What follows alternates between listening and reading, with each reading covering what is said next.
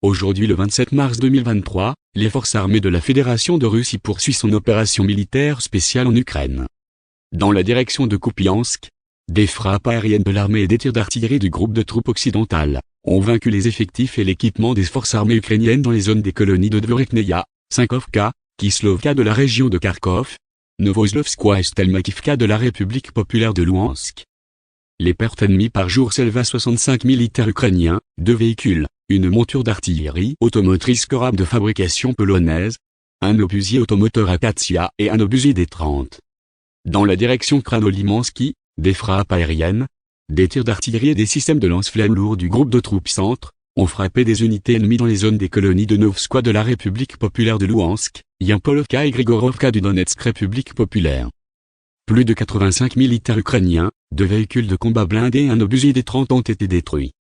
Dans la direction de Donetsk, lors des opérations actives des unités du groupe de forces au sud, des frappes aériennes et des tirs d'artillerie, les pertes quotidiennes de l'ennemi se sont élevées à plus de 400 militaires et mercenaires ukrainiens, 4 véhicules de combat blindés, 10 voitures, 4 camionnettes, un véhicule de combat gradé MLRS et un obusier D-20.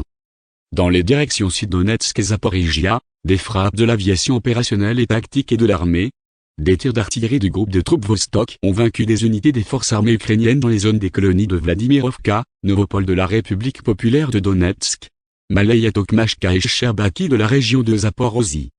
Les pertes ennemies dans ces zones se sont élevées à 40 militaires ukrainiens, 2 camionnettes et un obusier D-20. Dans la direction de Kherson, jusqu'à 30 militaires ukrainiens, 2 véhicules et un obusier automoteur Vozdika ont été détruits en une journée à la suite de tirs ennemis.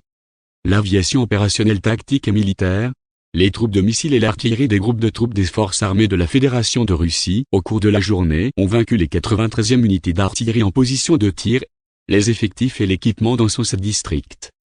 Toujours dans la zone du village de Brestovoie, région de Kharkiv, un dépôt de munitions de la 103e brigade de défense territoriale a été détruit. Un hélicoptère Mi-8 de l'armée de l'air ukrainienne a été abattu au moyen de la défense aérienne dans la zone du village de Tmirovka, dans la région de Zaporozhye.